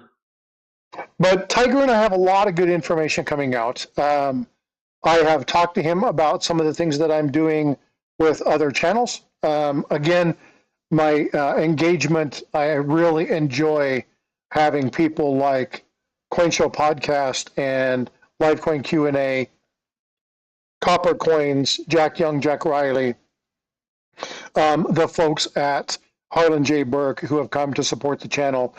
There's so many cool people that have been on the channel recently that really, you guys need to come over and check the stuff out and listen to what they have to say. Some amazing stories. And so again, if you're new, you're hearing this, you're not subscribed, consider doing so, because there's a lot of cool things coming down the pike. And I promise you one thing, I will always try to provide you the best information to help you. And if I find things that are out there that potentially could harm you, I'll make sure to show you about those and give you guys some heads up. A lot of the stuff is old and just needs to be revisited from time to time. Some of the stuff is new. And so, again, stay tuned, stay informed. And I just appreciate you guys. Appreciate you guys coming in, hanging out with us, talking with us tonight, allowing me to express my opinion about where we're at and why we're there, for listening and having good conversation. And unfortunately, sometimes people don't want to have the conversation and they want to accuse. Let's not be accusatory. Let's have the discussion and just talk. You'll be amazed at what you can accomplish. So, hey, El, you know what? I didn't want to do it because I was so afraid of everybody looking at this and going, oh my God, here's another Charlie Kirk video. I wanted to let everybody get that out of their system. Because what I wanted to do is I wanted to see what people were saying. And I wanted to make up my own assessment. I wanted to find out where people were leaning and what their viewpoints were. And see if they mirrored or matched my own, or if they were different. And if they were different, why? And I learned a lot of things, not only about other people, but about me. A lot of introspection, a lot of taking time to look back. So much so that I had somebody in chat the other day ask me if weed is legal in my state, and I was like, I don't partake. That's not why I'm having this conversation. Um, because it's not normally like me to have this specific conversation.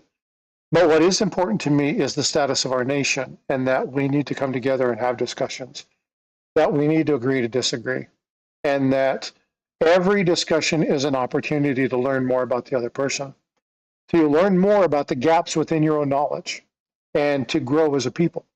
And that's what's important, and that's what matters to me.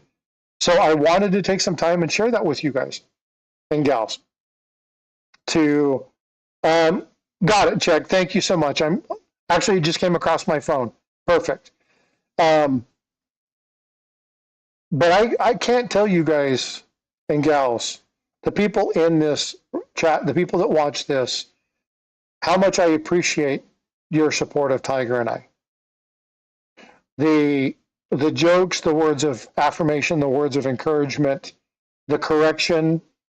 You guys have been both um, a serious level of comfort for us. I know that when Tiger was going through his sepsis thing, he was quite emotional when I was telling him that I was reaching out to people, letting them know what was going on, and that people that he didn't even think knew who he was were reaching out to him and saying, "Hey, we're praying for you. We think you're good. Um, Yeah, we got you." that was shocking. So you guys have more of an impact than you think. And when you know you have an impact, we have a responsibility to understand how to best use that. And so I'm trying to be a good steward of that. And I'm not going to have these conversations very often. I don't Go ahead. I don't want to make this channel about politics and my viewpoints over everybody else's. I want to have them from time to time because it's good for people to have these discussions. So I won't do this a lot, but it is something that from time to time we'll have these discussions. And if somebody in chat says, "Hey, there's a lot of discourse or there's something going on, and we need to do that," I'll take time and do some introspection and retrospection, and introspective views. Look inside myself, and we'll see what we can do. What's up, Silver Scientist? Good to see you. I can tell you that both times I had sepsis, the first one was the worst one. It was about a year ago, and the last one was, I don't know, about maybe 5 months ago. Both times when I was in the hospital and I couldn't work, um, I asked someone to go to my hotel room and bring me my laptop because not being part of the community was is pretty lonely. Uh, I um, I I like working on my videos, and I like hanging out with a lot of people in the community, including Stackhand, who won't give me that darn wooden owl. But all joking aside, um, you know, I have better friends in the YouTube community than I have in the real world, and more of them. I think that our society is so me centered that very few neighbors even know who the heck they are. Unlike when I was a kid. When I was a kid, everybody was friendly to everybody. If something bad happened, everybody in the little coal mining patch that we lived in came over, uh, brought food, brought comfort, brought support. You know, I don't see that anymore. I see it here. I don't see it in the real world. So I wanted my computer because I wanted to be back in with the second most important people in my life, first being the wife. And you all allow me to enjoy being part of a bigger picture. And that's why I do the videos I do. It's the third biggest reason I do it is to teach all of you. The one just before that is to leave messages for my grandsons that I love them, plus give them evergreen content so that when they are our age and they have a family to support, or families to support, that maybe they'll watch the videos and learn how to protect them and their future families. So thank you for giving me something to really look forward to. I want everybody to look at the screen. And if you're on your phone, it's going to be hard for you to see. What do you see about this coin? It's very weird to have liberty on the headdress of an Indian, but it doesn't look exactly like an Indian. It looks a little bit more, well, to my view, it looks more like a blonde with an Indian headdress and the word liberty. Well, remember that Liberty was personified as a woman, right? Granted, So I've never seen a potential Native American as liberty before. anybody else know anything about this coin? Can you guys look at it? It is 1861. That's good. You got the date.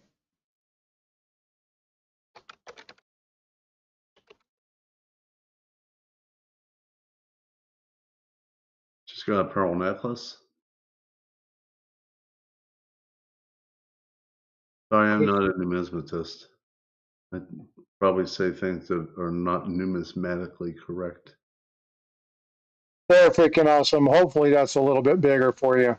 Let me know if that works. I know it cuts down into the chat, but that should be bigger for you on that.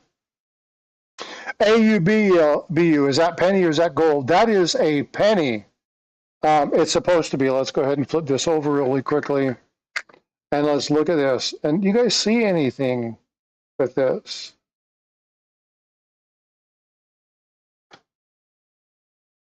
She's got pearls on. Yep, she's dressed to impress. And we look at that 1 cent there. Right, you can see that Union shield up at the top, the laurel wreath, the arrows. What's wrong with the arrows? There's no feathers on the other end? You're probably giggling at my lack of knowledge in numismatism. No. Well, this penny is a counterfeit. It's not real. And if you look at the 8, the 8 is definitely one of those things that gives it away. And if you look at the 2 ones, the ones are different fonts on the same coin. The bottom one is thicker than the other. And then if you look at the 8, and we'll zoom in on the 8 a little bit. You have to bear with me because I wasn't set up for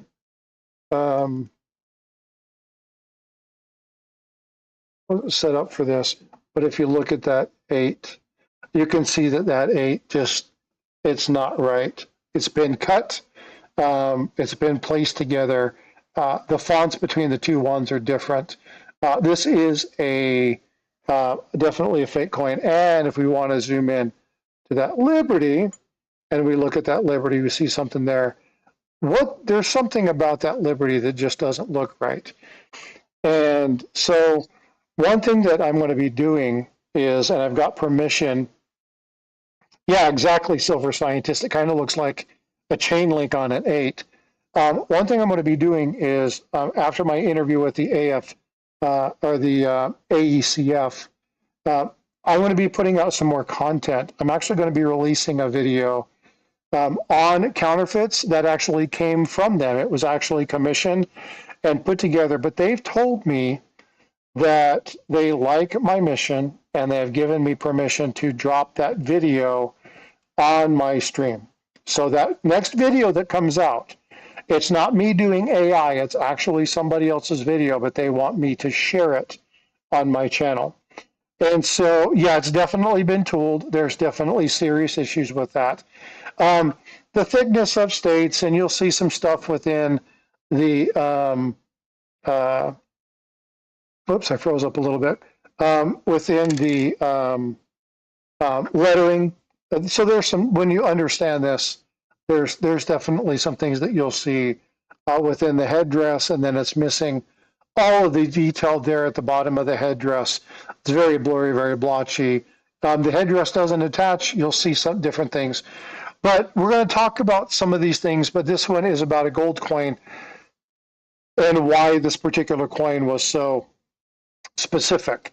So you guys will be seeing some stuff that is not necessarily my content, but I will be making the videos not only to help support anti-counterfeiting in the hobby, but to make sure that we utilize those sources and share out information. So if there's ever a question about a video, is it mine? Or if you hear some weird person talking on it, no, I'm not utilizing AI to do this.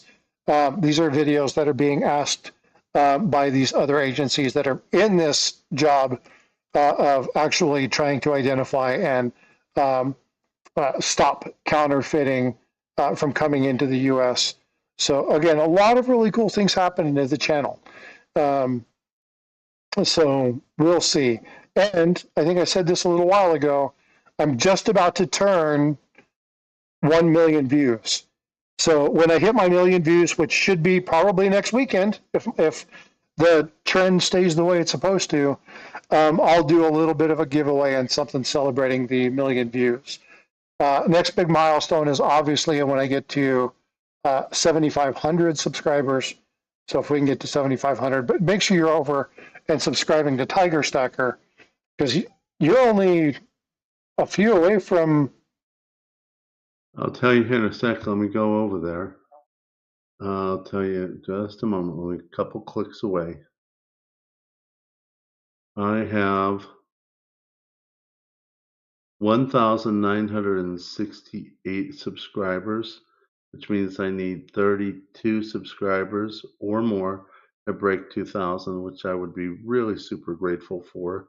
And at that time, when I break it, I'll wait a little bit because you know how YouTube is. They let you have some subscribers and they take some away. So I want to make sure I stay above 2,000. It's kind of silly to have a 2,000 subscriber giveaway party and you drop back down to 1,900. It's a little embarrassing. But once it's sustained, well, I'll be doing another uh, giveaway party as a thank you to the subscribers, members, mods, and everyone, similar to how I did with the 2 years of content creating. We'll bring out the checkerboard, and have people get a chance to get some free silver to show you all I appreciate you so much. So just going ahead and let you all know that. But make sure Frosty gets the support he needs. Um, I eventually want to catch up to Frosty, but that's going to take a little time. He is able to put out more lives and videos than what I can. I'm working on that, but I do want to get to a point where I'm able to provide a lot of information to all of you and my grandsons. Plus, I have to admit, I really enjoy the work I've put into the videos and the research and the education I've gotten. Um, so I want to thank you for giving me something to have motivation about and to get my brain off of medicine because I've done it for so many years, and this is a better community than working in a hospital with hospital politics. So I want to thank you all for that too. Thank you, So Ellen.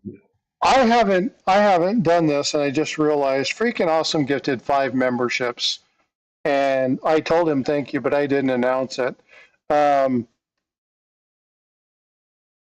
You got one by Everyday Opportunity, Silver Scientist, Nash Landings, Chad Wolfen, Hobbes, Lavendorf, and then Herman Ortiz. And I know many of you guys said thank you already, but thank you, freaking awesome, for your support. He's always in sharing it out, commenting down below. Tiger just gifted 5 more. Richard Sappington, that's a guy over from Copper Coins. I see him over there all the time. Bill Arrington, Daryl USA, what's up, Daryl? And Shorty Mama. Interesting. Rich or Ridiculous, I like that name. That's cool. Please tell Tiger Stacker, thank you so much for the 5 gifted memberships. I appreciate your guys' support. I don't ask you guys to uh, drop chats, super chats, or stickers or things like that. If you guys want to do it, I always tell you that I enjoy the gifted memberships for 2 reasons. Number one, it helps people feel connected to something. And number two, it's nice to get that notification that you were gifted a membership, and you can go over and check everything out and say hi and see what's going on. So, SkyQuest just subbed to you, Tiger Stacker. I was waiting for a chance to tell him thank you. Thank you, SkyQuest. And for those of you who sub to any channel, mine, Frosty's, someone else's, make sure you do more than just hit the subscribe, because YouTube might take it away later thinking you're a bot. Go see a video, leave a comment, hit the bell notification, hit the like button. If and especially all of them, it will keep you in there. Yep, that is fact. And also, not just subscribe. See if both of us, whoever you subscribe to, is giving you some good information, some good education, things that you can take away. And I'm like, wow, that really is helping me attain my goals in my life. Well, I appreciate all the support of you guys. And again, thank you so much for allowing us to come and just chit chat with you guys, talk about some of the situations. One thing I would like to do is Tiger and I talked about this. Freaking Awesome's been doing this since 2016. He's like, and you're passing me up, dude. Slow down. Um, Tiger and I talked about this. I have an opportunity to bring you guys stories about counterfeits. Now, when I talk about the stories about counterfeits, these are things that law enforcement and the ACEF, those people have been able to do to help stop counterfeiting coming into the US. Is that something you guys want to hear? Because if so, I was given permission today to pull that into some of our Stack Collector episodes where we talk about some of the things that they've done and talk about some of the resources that are available to help not only within numismatics, proper coin collecting, but silver and gold as well. Talk about the various bullion, talking about various testing, what you can be done or what you can do, what can be done, what can't be done, what you should be looking for, how to test, what's realistic for the person who collects and stacks at home versus what is unique or different to those that do coin shops or shows. And so we'll be talking about some of that stuff. If that's something that you guys want to see more of, then let us know. You guys are going to have to say that. I know Michael Stacking and Silver Scientist are both saying that's something that's good with them. But I want to make sure that before Tiger and I have already talked about it. He said he's good with it, but I want to get that from the audience. So be thinking about that. We'll do a trial run on my channel next week or the week after next, and we'll see how it goes. But if that's something that you guys want to see, then let us know, and we'll make sure that we do that. What about coin searches? You guys want to see more coin searches on the channel? Or do you guys got enough channels out there that does coin searches that you don't need to worry about it?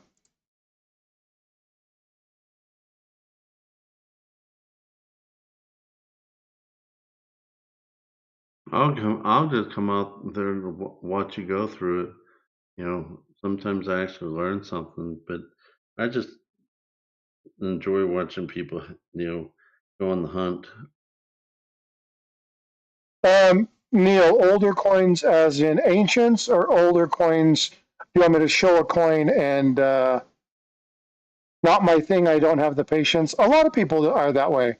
They don't like looking through a ton of coins. Otis searching.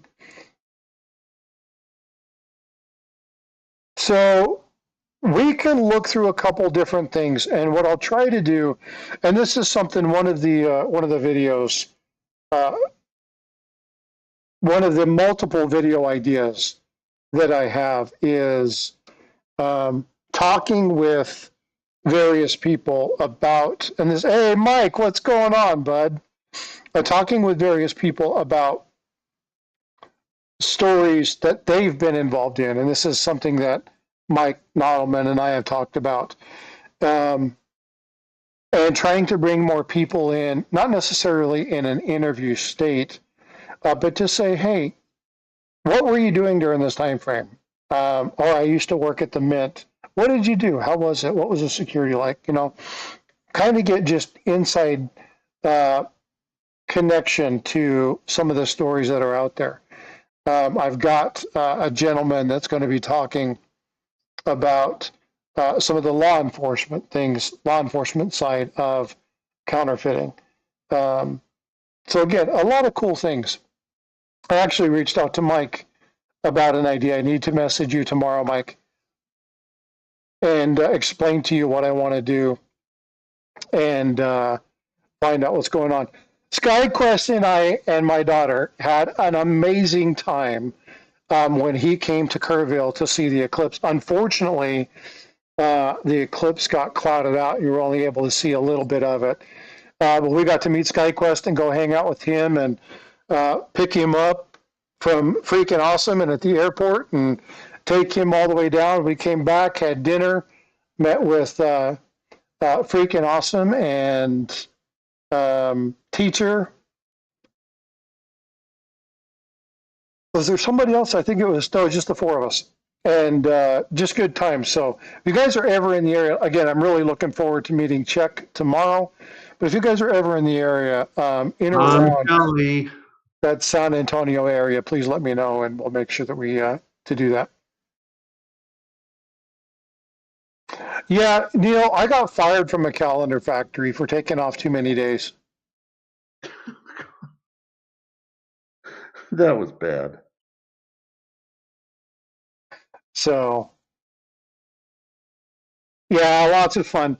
All right, folks. Well, hey, it is 1 o'clock my time, and I've got to go live in about 7 hours, which means that I need to get some rest and get my stuff together for tomorrow. I've got to get the live stream set up and everything. So I'm going to bail. Thanks again for you guys coming in, for hanging out with us, for general conversation and chit chat, and I appreciate you joining us. Anything you want? All right. Well, as Neil says, if April showers bring May flowers, what do May flowers bring? Pilgrims. All right, folks. Take care of yourselves. Be well, be blessed, and I will see you tomorrow. See you then.